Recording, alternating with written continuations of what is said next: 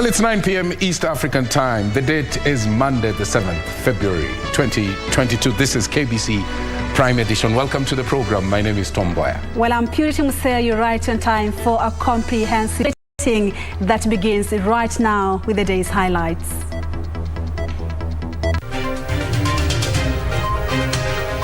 Kila Mkenya awe ana uwezo wa kwenda hospitali na kutibiwa na kurudi nyuma, kurudi kazini kwake bila kuwa amefilisika na ameishiwa, ameuza vyombo vya jikoni, ameuza vitanda, ameuza kila kitu kwa sababu ya ugonjwa.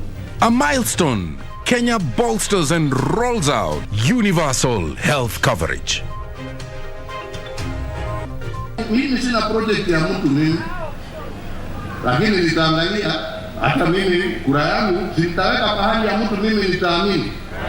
Bare knuckle. President Uhuru hits out at critiques within his administration. Decision time. Non-exempted public servants have 24 hours to quit.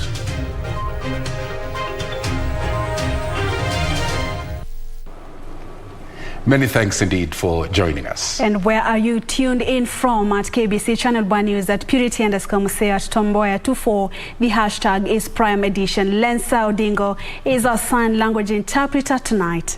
Straight to our top story. The government has today launched the universal, has launched a national scale-up of the universal health coverage in the country, aimed at ensuring that all Kenyans access health care without any financial constraints at all. All right. While launching the program, President Uhuru Kenyatta urged Kenyans to register as members of the National Hospital Insurance Fund, on which UHC will be hinged to access medical care. Nancy Okware opens our coverage tonight.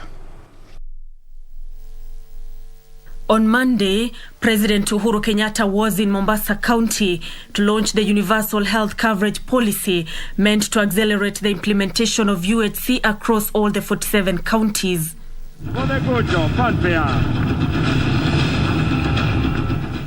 The president stated some of the policies to guide the achievement of UHC, which include finalization and operationalization of all government-sponsored programs by the end of June this year to address the challenges in financing healthcare provision.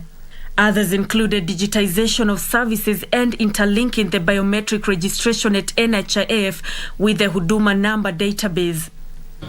My administration has developed the Universal Healthcare Coverage Policy covering the period 2020 to 2030 to guide the acceleration of the progress in attaining universal health coverage.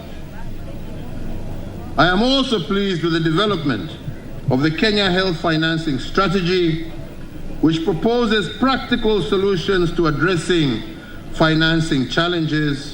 The head of state enumerated milestones in healthcare provision, such as increasing the total hospital bed capacity in the country by 47%, while the ICU bed capacity saw a 502% increase.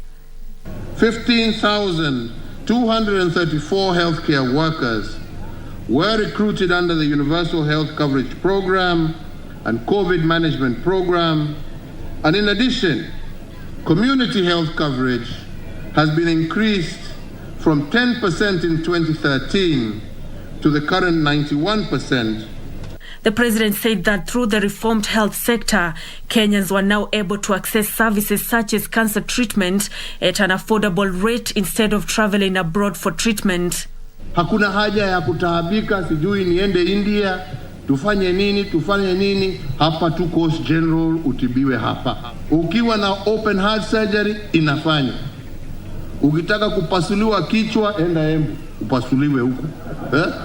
The president underscored the pivotal role the National Hospital Insurance Fund will play in fulfillment of UHC, urging Kenyans to register as its members.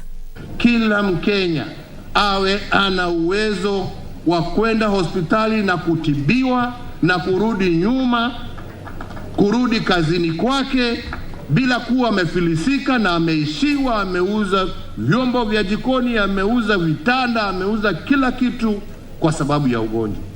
Hii ni kitu ambayo itagusu mtu mwenyewe, bibi yake ama bwanake mtoto wake na wengine ambao wako hiyo nyumboma yao. Nancy Okware, Prime Edition.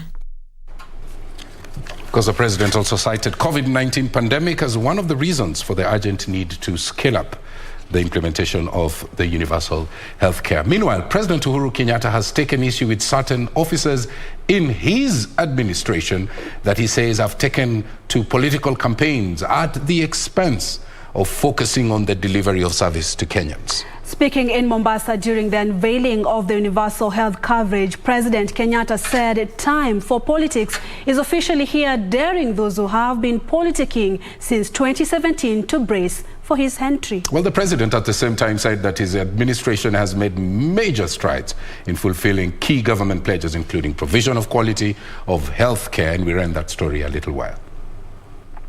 Coverage being rolled out nationally. With less than 7 months to the general elections, President Uhuru Kenyatta has dismissed claims by leaders allied to Kenya Kwanza Alliance that he is fronting ODM leader Raila Odinga for the top seat. Mimi sina project ya mtu mimi, lakini nitaangalia hata mimi kura yangu sitaweka pahali ya mtu mimi nitaamini. Na kama kuna mtu mmoja ama wawili watanisikiza, nitawaambia mimi oni wangu ni hivi. Tunaona hiyo? The president, who was in Mombasa, slammed politicians in his administration of dwelling on campaigns instead of focusing on the Jubilee agenda. Mimi naangalia tu, ongeeni tu. Semeni yote ile mko nayo muitoe kwa roho yenu, mseme. Mimi siwajibu kwa sababu sina haja. Utamjibu saa ngapi na ufanye kazi saa gani? Chama chetu cha Jubilee kimekuwa kazini. Na mimi sitachoka kuzunguka kuonesha Wakenya kazi ambayo tumefanya. Na mimi sitachoka kuambia Wakenya chagueni hii chama yetu, mnaona hii chama yetu inafanya kazi na tunataka kuungana na wengine kama wakina Joho na wale wengine ambao wanataka kazi. Na ndio shughuli ziendelee. While responding to his political critics for continuously faulting his administration over poor performance, the head of state said time for politics is officially on, and he was now ready to take them on. Jameni, kwa heshima, kwanza tufanye kazi, tutarudi wakati wa siasa ukifika. Nikaambiwa wewe una uwezo wa kutuambia tuache. Nikasema sasa hii mambo ya kutangatanga, akasema wacha sisi tutangatanga. Nikasema basi. Wala sasa kipindi ya siasa imekuja na mtatusikia. Wale ambao wametangulia na wale ambao tunaingia. Na niliambia watu hii ni marathon. President Kenyatta's sentiments were echoed by leaders, including Mombasa Governor Hassan Joho, who lauded the president for fostering peace, fulfilling key government promises, including infrastructure and quality healthcare services to its citizens. But we know the truth. Pale tulipotoka na pale tulipo sasa. Na hayo yote yasingeweza kukamilishwa kama hatukuwa na ushirikiano wa kufanya kazi pamoja, and understanding the needs and the demands of our people. We must amend and revisit this constitution. Uhuru is not retiring like other presidents ambao wanaenda kuretire na wanakuwa wazee. He will remain somewhere as a spokesperson. Mgala tumue, lakini haki yake tumpeni. Na mimi najua Mheshimiwa Rais, katika kipindi cha kwanza, kama usingekuwa na vidudu mtu, ungekuwa umetenda maajabu kama yale unayoyatenda sasa. Tuangalieni Nairobi, infrastructure, mabarabara. Nairobi imekuwa kama Dubai in terms of infrastructure. Ben Chumba, Prime Edition. We'll come back to politics. Let's first look at a story here. President Uhuru Kenyatta has called for a harmonized curricula for the training of medical students. The president has also urged health sector players to embrace research and adopt modern technology and innovation to improve healthcare in the country. He made the remarks in Mombasa when he opened a 3-day conference for health care personnel. President Uhuru Kenyatta, while addressing the medics, said the health conference will review key plans that will lead the nation closer to harmonization of the curriculum for health professionals training. That account must give us a picture of what has worked and what has not, and the reasons why. The primary purpose here is to tease out lessons learned as well as best practices. While lauding the quality of healthcare training in the country, the president urged stakeholders to come up with mechanisms to ensure changes proposed are optimally implemented. And what we must make sure is that we have the caliber of professional health worker that is able, operating within the environment we are providing and upgrading our hospitals, that we have trained men and women who can utilize this equipment and provide the best healthcare systems comparable to any part in the world. And I'm sure we can. Health Cabinet Secretary Mutahi Kagwe said the world has embraced technology, hence Kenya has to follow suit. This time round, technology is one of the key aspects in terms of digital health and all the other aspects that we are going to address. We are going to ask ourselves many questions, sir. Is what we are learning today what we should be learning? Is what we are learning today what is being taught elsewhere in the world? Is what we are learning today sufficient for the future? For Prime Edition from Mombasa County, I'm Michael Mondiga. Let's take you back to politics. Kenya Kwanza Alliance has promised major changes in the education sector should it form the next government. Led by Deputy President William Ruto, the alliance leaders who were in Museo said the new competence-based curriculum is a burden to ordinary Kenyans that they said cannot keep up with its requirements. Wycliffe Okech is our man on that story. The Kenya Kwanza Alliance on Monday intensified its campaigns in the Western Kenya region with rallies in Malaba and Nambale towns, Butula, Ogalo and Mboya markets in Busia County. As the principals led by Deputy President William Ruto sought to rally the Luhya nation behind the alliance. Mimi nauliza nyinyi watu wa Butula, mko tayari tuunde hii serikali pamoja? ANC party leader Musalia Mudavadi being categorical, saying it was high time the Luhya nation withdrew its support for ODM leader Raila Odinga, claiming the former prime minister had taken the community for granted for far too long. Mbona yeye anaweka jam kule? Anaweka traffic jam. Hataki wengine waende mbele. Hapana bwana. Saa hii tumesema sisi wenyewe kama hataki kuondoa jam, sisi tutamuondoa ndio jam itoke huko mbele, Wakenya wengine waende mbele. The alliance told the rallies that it will effect major changes in the education sector by replacing the CBC curriculum with one that resonates with many Kenyans. Tutahakikisha elimu inakuwa ya bure kwa wanafunzi wa wazazi wetu. Na sio tu kusema elimu ni ya bure, alafu mtoto akifika shule, leta kalamu, leta lunch, sijui leta activity, nunua basi, nini. Hizi vitu zote zinasumbua wazazi. Tutahakikisha elimu ni ya bure na ni ya bure kwa kila mzazi. Watoto wanaumia, walimu wanaumia. Sisi tunasema tukipata mamlaka kama Kenya Kwanza tarehe 9 mwezi wa Agosti, na mimi najua kwa hiari ya Mwenyezi Mungu mtatupatia uwezo huo, tutang'oa huo mfumo wa CBC, tulete mfumo wa elimu ambao unaeleweka na Wakenya wote. The principals saying the development they seek to effect in agriculture will bring an end to perennial floods in Budalangi. The group saying it was committed to creating an enabling environment where every Kenyan can thrive, even as it promised a basket of goodies for farmers. Ukisikia Musalia Mudavadi anasema uchumi bora, pesa mfukoni. Weta anasema haki na usawa. Sisi tunasema bottom.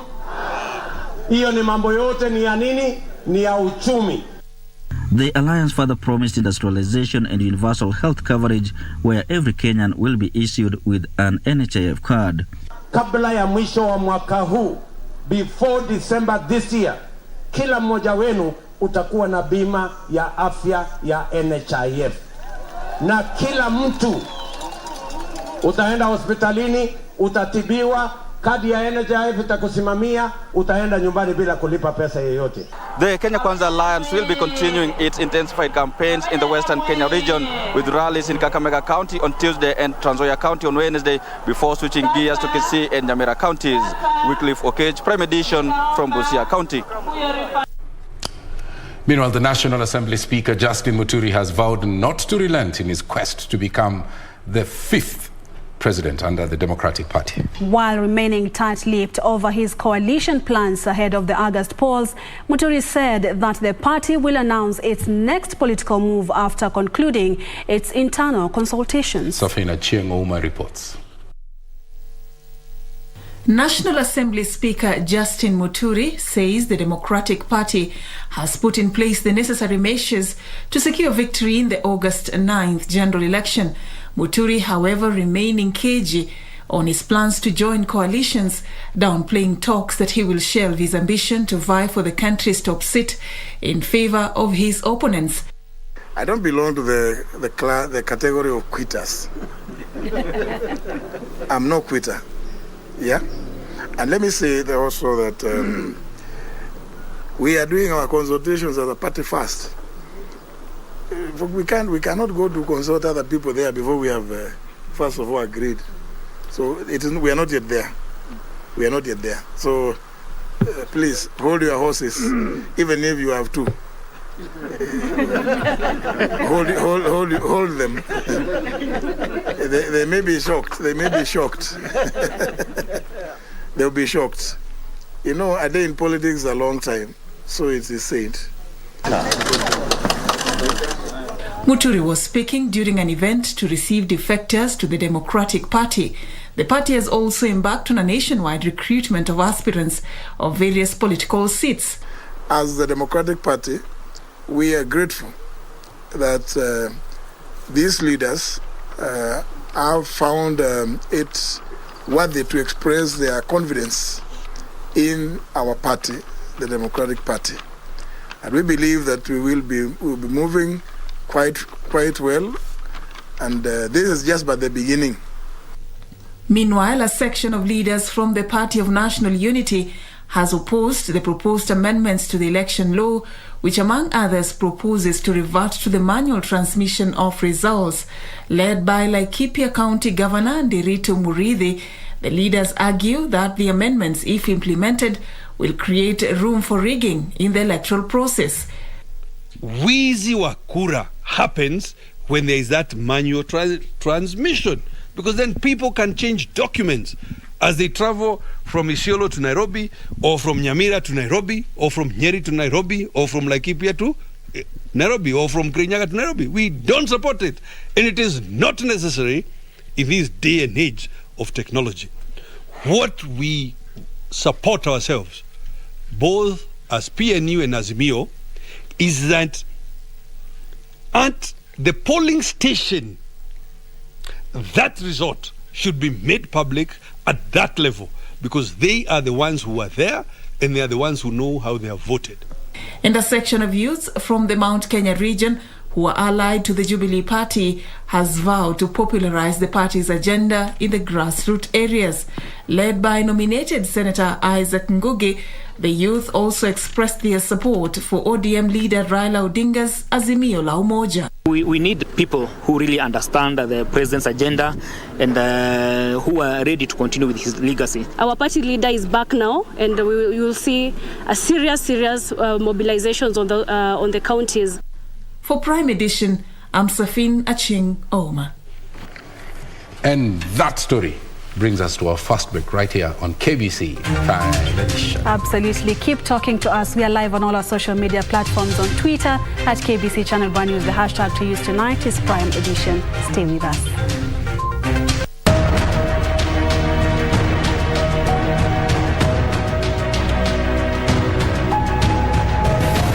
McDonald, Jomo Kenyatta and Ronald Ngala were at Nairobi Airport to welcome Mr. and Mrs. Duncan Sands. The Colonial Secretary is to meet the top men out there in a constitutional conference. King's African Rifles mounted the Guard of Honor. Kenyatta and Ngala are Governor McDonald's Ministers of State. A splendid legacy for the new government that will take over when the Constitution has been hammered out. Mr. Sands will give on-the-spot help to Kenyatta to come to terms with Africans who don't see eye to eye with him. Mr. McDonald is giving invaluable help.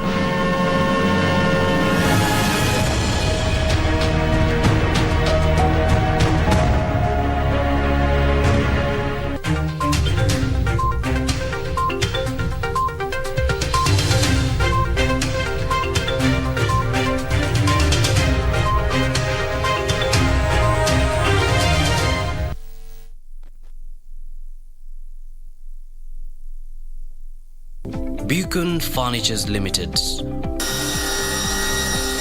We're local manufacturers of quality office furniture, dealers in quality office equipment like fireproof safes and cabinets. Our automated state-of-the-art factories at Henna House along Enterprise Road in Nairobi's industrial area. Our showroom is at Uniafric House, Koinange Lane off Koinange Street. We are passionate believers in locally manufactured goods. When you and I buy locally made furniture, we impact on the livelihoods of our brothers and sisters. For orders, visit our showroom at Uniafric House, Koinange Lane off Koinange Street. Beacon Furnitures Limited. Jenga Kenya, tupate ajira.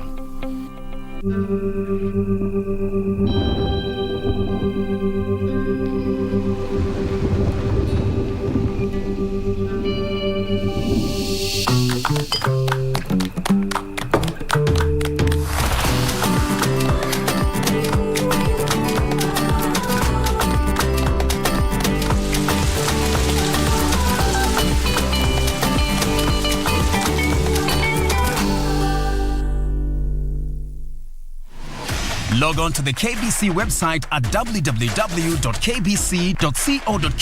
to get the latest breaking news, entertainment, sports, politics, lifestyle or business trends from Kenya and around the world. Never miss new episodes from your favorite TV shows, reruns and movies. Just stream online or watch live on your YouTube channel at KBC Channel 1 TV shows. For the day's biggest stories, trustworthy news and family entertainment, log on to KBC Channel 1. Watch what you want anytime, anywhere.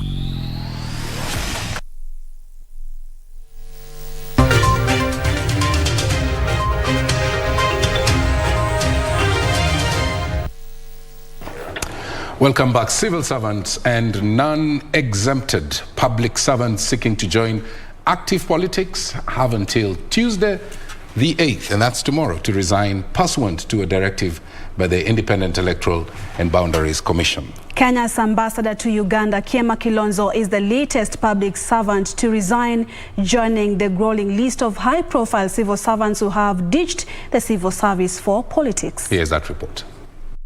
Hours to the 9th of February deadline for non-exempted public servants eyeing elective political positions in the next elections to have resigned. Those in this bracket are obliging. Nataka wanieleze, mimi sitaki kwenda kuwaambia. Masaa ni mapema kuuza sera, mapema sana. Sababu ni vizuri tusikize na tusikizane, ndio tupange mikakati ya county pamoja na wananchi. Kenya's ambassador to Uganda, Kiema Kilonzo, is the latest to resign, having set his eyes on Kitui gubernatorial seat. Various cabinet secretaries and permanent secretaries, among them John Munyes, who is eyeing Turkana gubernatorial seat, and Water permanent secretary Joseph Irongo, who has cast his eyes on Muranga gubernatorial race, are set to ditch public service and enter active politics. Other civil servants who have already tendered their resignations and hit the campaign trail are Chief Administrative Secretary Joseph Boynette and Vinyandeti, who resigned last week, eyeing Elgeyo Marakwet senatorial race and Machakos governor respectively. I have henceforth tendered my resignation from the office of Chief Administrative Secretary from today, 4th February 2022. Even as I set off to go and respond to the voices of the people of Machakos County, I assure His Excellency, the President, of my total support and availability to partner with national government to advance further development agenda. Former Rift Valley Regional Commissioner George Natembeya also resigned and joined the Trans Nzoia gubernatorial race. Nikijitayarisha kwenda kule Trans Nzoia kuitikia mwito wa wananchi wa Trans Nzoia kwamba wangependa wahudumie kama gavana wa huko, mwito ambao nimeitikia. President Uhuru Kenyatta's aide Michael Wakenda also resigned to run for Kiambu Senator position. The head of state, through a memo issued by the head of public service, Joseph Kinyua, directed those with political ambitions to vacate office before 8th of February. The law requires that government officers eyeing elective seats vacate on or before the 9th of February. For Prime Edition, I'm Gladys Mungai. Straight into the corridors of justice, activist Charles Rubia has filed a judicial review against the Office of the Commission of Administrative Justice Ombudsman for failing to take legal action against the Director of Public Prosecution over, among others, alleged incompetence. Rubia seeks to compel the Office of Ombudsman to investigate the DPP. This and other stories from the corridors of justice with Serafina Robi.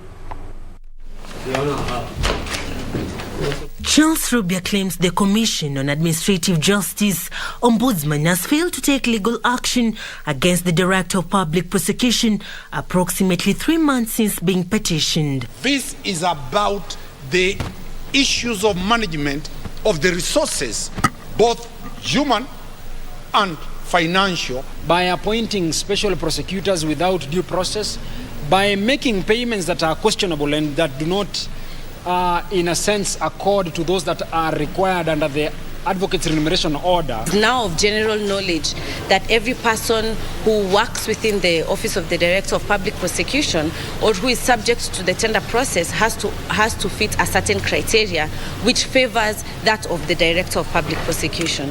Through his lawyers, Rubia now argues that the Office of the Ombudsman shall be disbanded if it fails to probe the allegations against the DPP.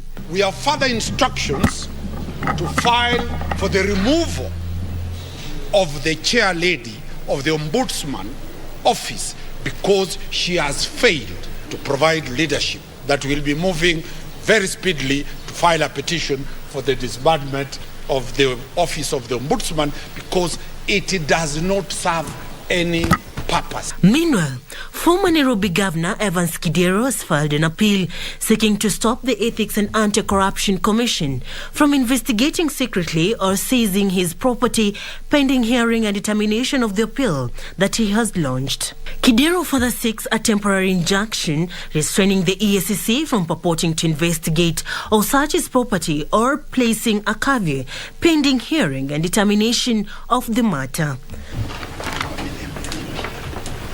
Finally, Nathan Lloyd Ndungu, a Kenyan businessman and an American citizen, is wanted in Rwanda to serve a 5-year jail term for alleged fraud, has been granted a 1 million shillings bond. The state had sought to detain him for 21 days as they wait for the extradition request from Rwanda. He was ordered to surrender his passport and travel documents in court until the matter is determined. Serafina Robi for Prime Edition. Now, the second phase of the voter registration exercise ended on the 6th. IBC has missed its target of 4.5 million new voters. They have registered only a little over 1 million. And Nairobi is leading with the number of new voters enlisted. And from the IBC's list. There you are. Oh, yes. The total number of newly registered voters, you can see Nairobi, 101,426. Kiambu. Yes, 52,526. Kakamega. 39,587. Lamu, number one from the bottom, 3,608. While diaspora, we have, is it 1,031,645 new registered voters as at 6th of February this year. That's right.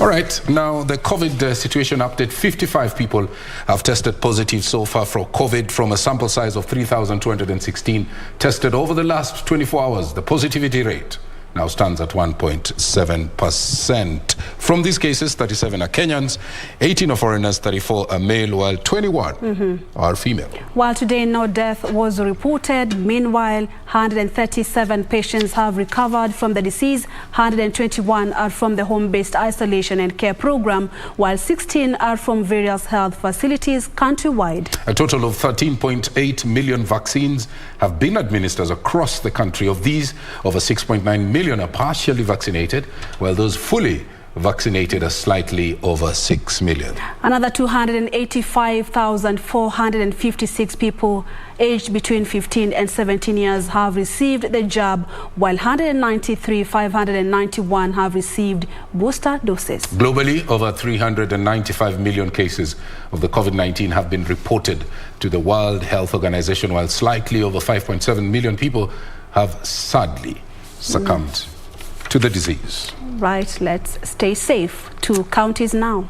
Residents of Siaya County have been urged to adopt alternative dispute resolution mechanisms, or ADR if you like, to resolve land disputes within that county. And the area resident, Justice Rosaline Aburili, noting that murder cases in Siaya High Court are as a result of land disputes. Elsewhere, a section of leaders from Narok have lauded the ongoing disarmament exercise in insecurity-prone regions in the country. These stories and more in our county news roundup. Speaking at Usingu in Bondo Sub-County, Siaya County, during the groundbreaking of a court, Lady Justice Aburili noted that in order to address the challenges related to succession and land dispute, the Legal Resources Foundation intends to establish an Environment and Land Uses Committee to help in sensitizing the public on matters land and succession. The dispute is over land. When somebody takes a panga and cuts another, it is very unfortunate. I urge, we have here young people, especially young people, the youth, you are our future, you are our present. Please, hiyo hasira mujaribu kupunguza. We get traumatized as magistrates, as judges, when we look at those photographs. In Narok County, a section of religious leaders have lauded the government's move to disarm residents with illegal weapons in embattled Baringo County. Kwa hivyo tunaona kwamba serikali wachunguzi, na kama kuna masiasa ambayo anafanya jambo kama hilo, watu wakiuana utapata faida gani? Hata hiyo kura utapata wapi? Elsewhere, residents in Goliba, Thika, Kiambu County benefited from a free cancer screening and training. Cervical and breast cancer are among the ailments that the free medical camp organized by Latin Medical Center screened. Common problem that we've noticed in this area is the hypertension, diabetes, and bone issues. People are having orthopedic issues. People suffering from back pains, joint pains, low abdominal pains, which revolves around cervix issues. So that's why we came up with this.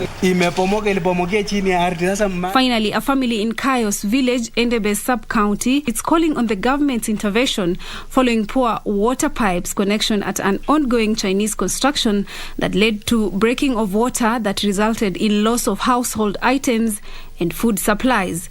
Nikakuja nikakonfirm kwa sababu kadi ilikuwa ni usiku. Nikaangalia maji ilipomoa chini ya bafu. Ya chini ya bafu ilikuwa inapitia kanda ya bafu. Alafu sasa hii yenye ilikuwa ina overlap ya juu ndio ilikuwa inatupa kwa chini. For Prime Edition, I'm Zainab Said. On to the cabinet. James Gishuru would hold the fort and step down for Jomo Kenyatta during critical times in Kenya's struggle for independence from British colonial rule. And as a result of his loyalty, Kenyatta would always have a special regard coupled with government position for Gishuru. Tonight in our Monday segment, the cabinets, we focus on the late James Gishuru.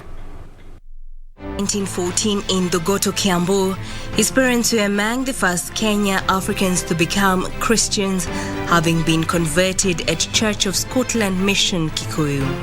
Gishuru chose to follow his father's footsteps and trained as a teacher at Makerere, where he graduated in 1934 with a diploma in education. He returned to teach his alma mater, Alliance High School, before later on becoming the headmaster of Church of Scotland Mission School in Kikuyu. Some of the students he taught at Alliance included Jackson Angaine, Oginga Odinga, Charles Jonjo, Jeremiah Nyaga, and Ronald Ngala. By now, Gishuru had developed an interest in politics in 1944. He, Harry Thuku, Francis Hamisi, Joseph Otiende, and W.W. Awori set up a new party, the Kenya Africa Study Union, KASU, whose name would later be changed to Kenya Africa Union, with Gichuru as the party president. In September 1946, Gichuru resigned as KAU president in favor of Jomo Kenyatta, who had returned to Kenya after living in England for a number of years. In 1951, Gichuru quit teaching and entered government service as chief of Dagoretti, but would not last long as chief. The position was short-lived. On October 20th, 1952, the colonial governor Sir Evelyn Baring declared a state of emergency throughout Kenya in an effort to contain the Mau Mau rebellion against British colonial rule. KAU was banned and Kenyatta and other freedom fighters were arrested, tried, convicted, jailed and later detained for a number of years. Gichuru and Otiende were some of the former KAU leaders whom the colonial government placed in movement restriction order. By the time the restriction order was rescinded in 1959, some of the measures his old party KAU had fought for had been achieved. There were now 14 elected African members of the Legislative Council, LegCo, and soon the colonial government would allow Africans to set up new political parties.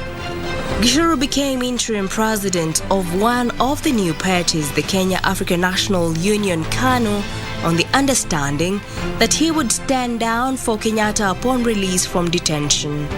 Kenyatta was released in 1961 and took over as president of KANU. In the 1961 general election, Gichuru stood for the Limuru seat rather than his home constituency of Kikuyu. He was elected MP unopposed. He would later accompany Kenyatta as he led KANU delegates to the Second Constitution Conference at Lancaster House in London to work out the final touches to Kenya's progress to independence. In May 1963 general election, Gichuru was again elected unopposed for the Limuru parliamentary seat.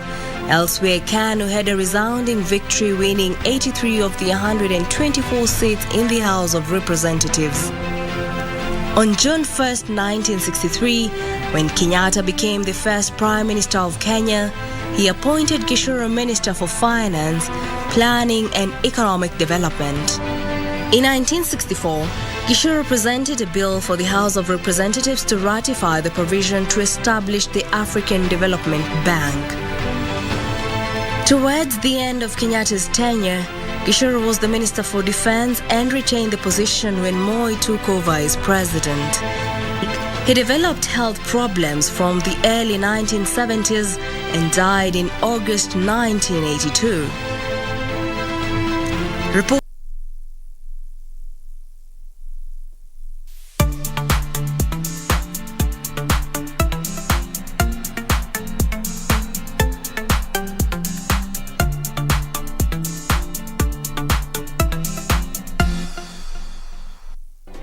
Do you have a news story to share with KBC? Get in touch swiftly on email news@kbc.co.ke or call 0723-892-654 or 0734-780-124. Mundos divididos por una sombra de traición. I want you to promise that you'll return the land that your father stole from me to build his hotel. I'm not going anywhere. You and I need to talk. No!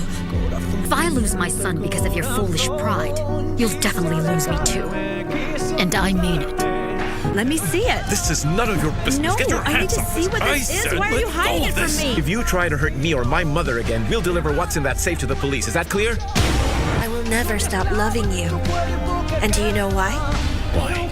Because you're the father I never had. Lying heart. Fue sembrando el veneno y la ambición.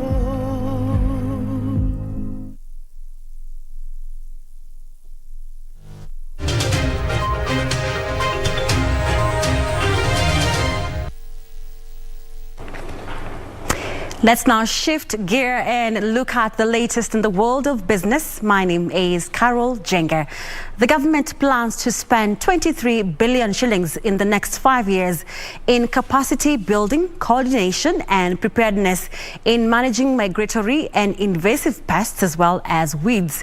Agriculture Cabinet Secretary Peter Mboya says the government will work with development partners such as the Food and Agriculture Organization in implementing the program aimed at boosting food security.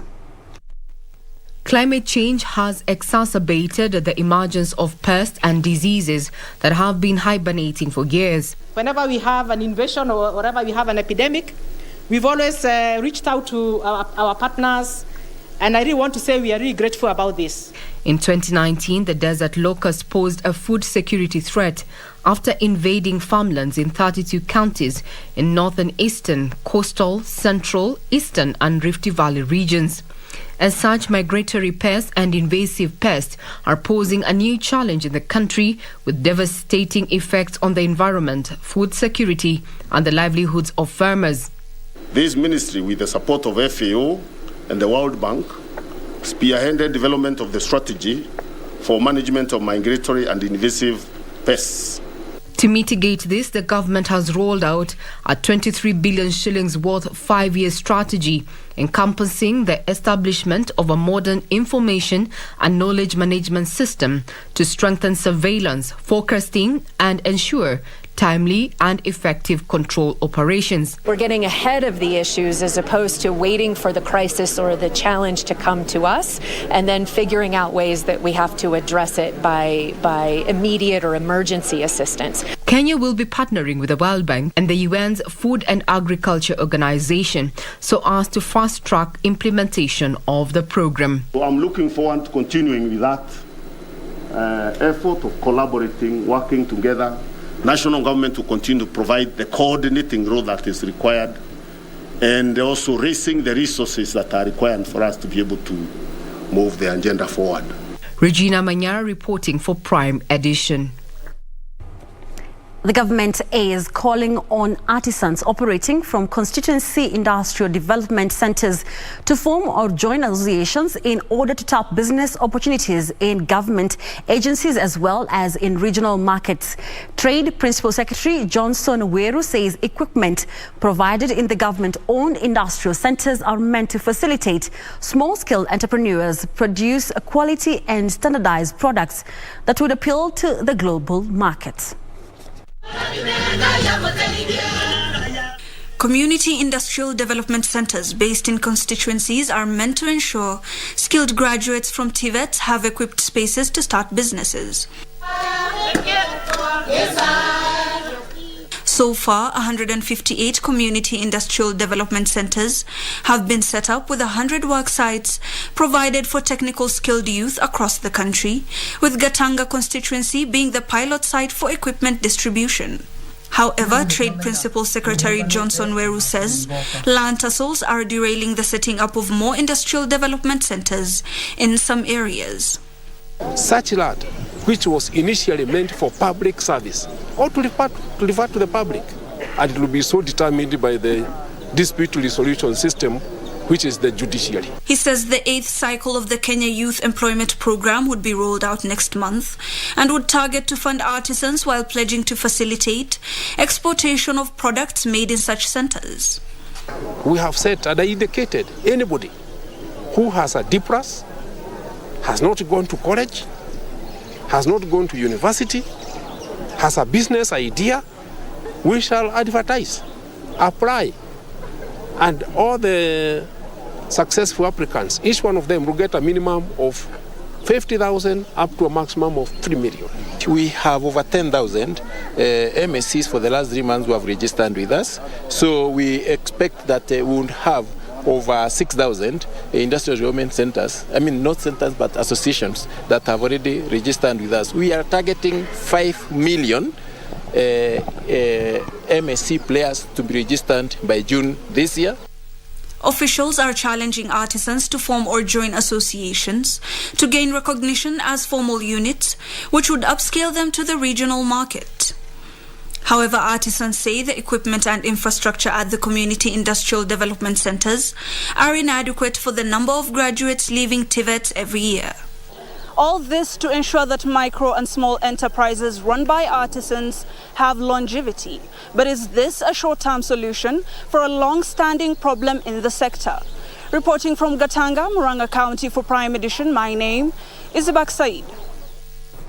Well, thank you, Hibak, for that story. Now, public and private investors have pumped more than 2.3 trillion shillings in affordable housing projects in the country. Housing Principal Secretary Charles Hinga says the projects have managed to deliver more than 200,000 units in the last 5 years.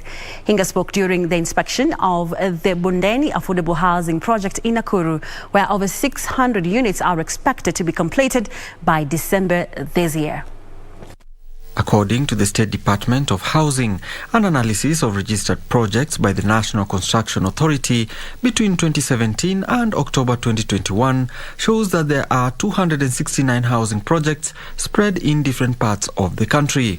The projects are at different stages of completion.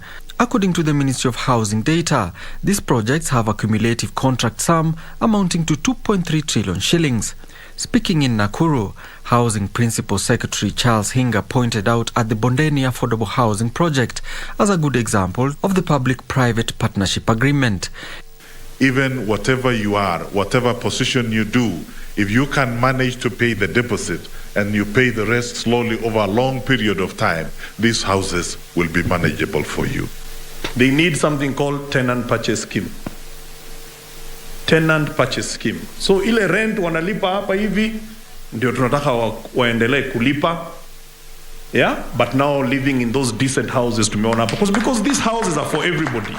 In the deal, the private investor was in charge of funding, while the government provided a 7.5-acre piece of land formerly occupied by municipal houses to make the new units affordable. King Sapphire and the State Department of Housing have worked tirelessly to ensure that all the blocks are off the ground and in line to be delivered as promised. The PS further revealed that the Civil Servants Housing Scheme, which facilitates civil servants to access housing, has purchased 20% of the units. The 30-month project is set to be completed by December 2023 and will have 45 one-bedroom units, each at 1.55 million shillings, 182 bedroom units, each at 3.15 million shillings, and 383 bedroom units at 4.25 million shillings each. Alanauko, Prime Edition. Still on affordable housing, Kenyans are being encouraged to embrace the rent-to-own housing model as an option of owning houses of their choice. The model mainly targets the working class, some of who retire without having built a house to retire to. Here is Teresa Mutai with the details.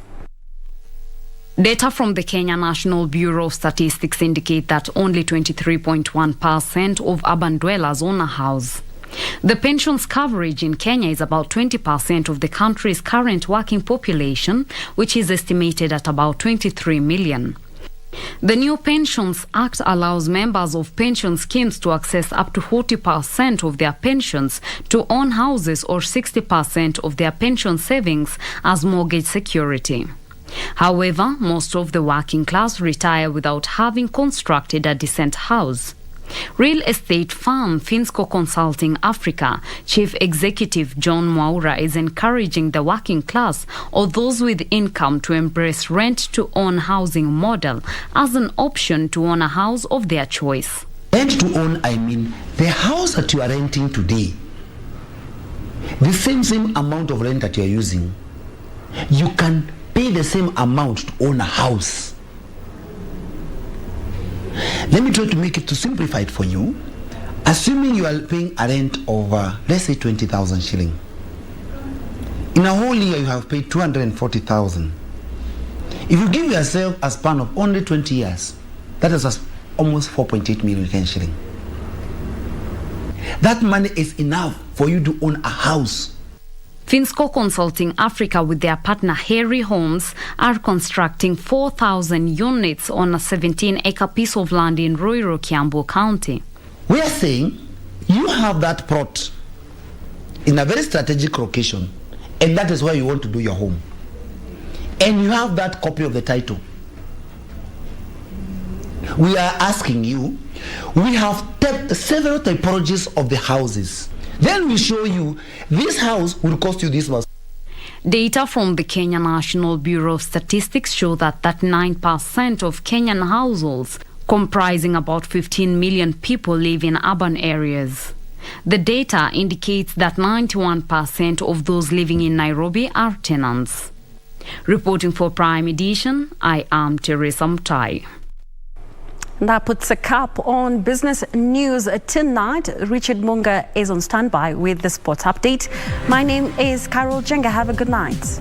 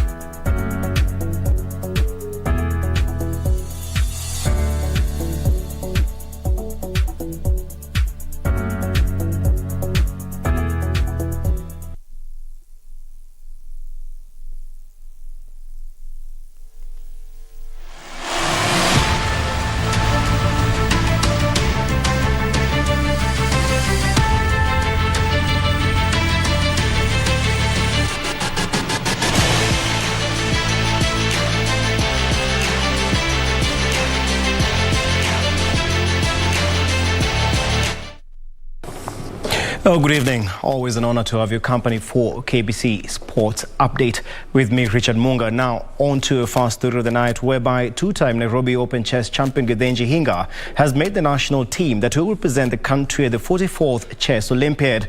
43-year-old Hinga is one of 10 players, 5 male and 5 female, that secured a ticket to play at the Olympiad that will be held from the 26th of July to the 8th of August in Russia.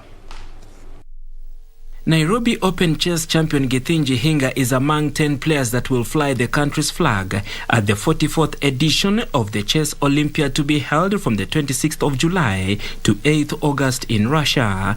The 10 players, 5 male and 5 female, were selected after the third and final leg of the Kenya Olympiad qualifiers held at the KCB Ruaraka Sports Club over the weekend. Candidate Master Bernard Magana leads the team, having amassed a total of 8.5 points during the qualifier, with the others being Bernard Nguku, Njoroge Martin and 17-year-old Robert Makligeo. Joyce Nyarwai tops the ladies list that will travel to Russia, with the others on the list being Sasha Mongeli, Glenda Madelta, Julie Mutisia and Cynthia Obondo.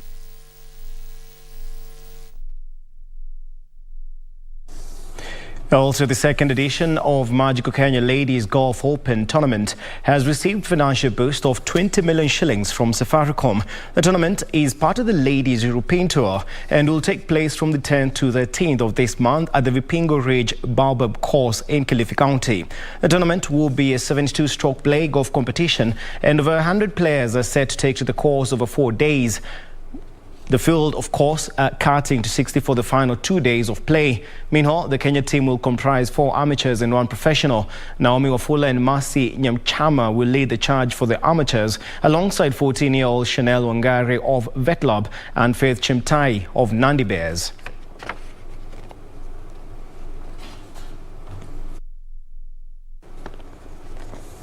Meanwhile, Zimbabwe's visitor Mboya shot a perfect 8 under par 64 on day 2 of the Safari Tour 7th leg to jump to the top of the leaderboard, where he joined Thika Sports Club's Simon Ngige as the surviving 20 players to tackle the third round of the tournament at the par 72 Karen Country Club course. During today's second round, Mboya collected 10 pars and 8 birdies, 4 in each half in the bogey-free round.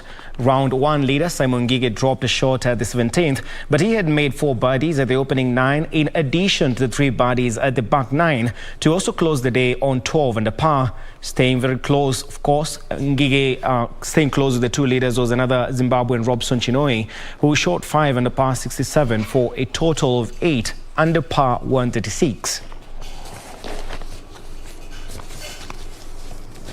Switching now to other matters, whereby Western Jaguars men and Lakers hockey women teams are the champions of the 2022 Mulembe tournament, securing victories in their respective finals that were played at Iregi Teachers Training College in Kakamega County. Host Western Jaguars beat Wazalendo 2-1 in the men's final, while Lakers defeated University of Nairobi 1-0 in the ladies' final. In the men's final, Derek Juma and Conrad Kafwafwa scored for Western Jaguars, while Danston Baraza netted the consolation for Wazalendo. Ali Soiti scored the only goal of the women's final, handing Lakers the narrow win over UON. Jaguars pocketed a cash reward of 100,000 shillings, while Lakers took home 70,000 shillings. The tournament was used to prepare teams for the resumption of the Kenya Hockey League that is set for March this year.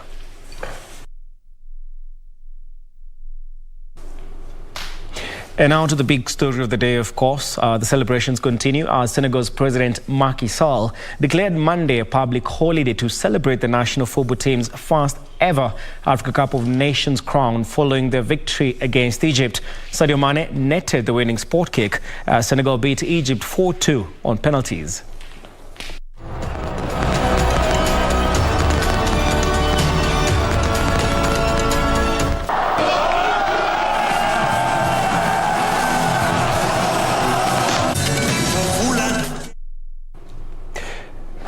Now, to other matters, Leicester City manager Brendan Rodgers has expressed concern over the team's recent form after they relinquished their hold on the FA Cup that they won last year and their first in their history by losing 4-1 to Nottingham Forest. Forest will be up against Huddersfield Town in the 5th round.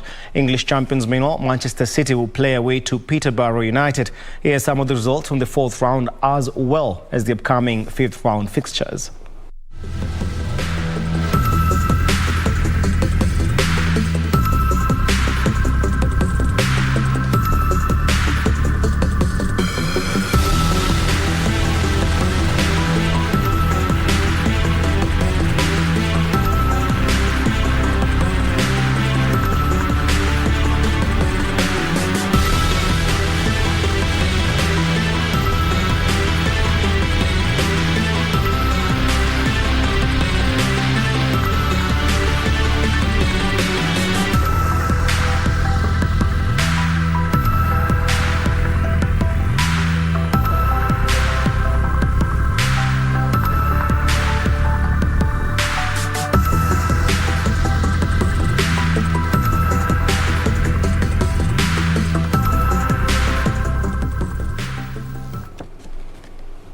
Well, once again, congratulations to Senegal for their first Africa Cup of Nations title. Meanwhile, Egypt will have a chance to, avenge that defeat as the two teams will at some point meet in a 2-leg match to qualify for the 2022 World Cup in Qatar. Well, that's it for sports. I'm Richard Munga. Don't go too far. Mboya and Purity are on the other side of the studio. Good night.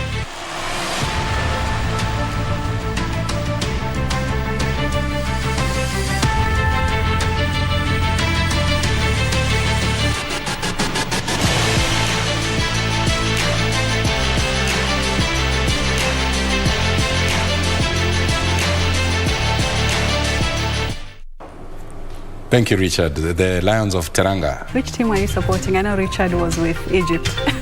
Well, the mantra was, they are the loser, we win. Richard was not very happy when he was reading that. And he was trying to bring some hope for Egypt. Anyway, it's okay, Richard. That brings us to the end of Channel 1 Prime Edition this Monday night. Thank you for watching our broadcast tonight. I'm Purity Museo. Lensa Odingo has been our sign language interpreter. We'll see you again tomorrow, God willing, same place and same time. Well, it's a holiday in Senegal, but we'll be back tomorrow on duty. My name is Mboya. Thank you for watching. Good night and God bless.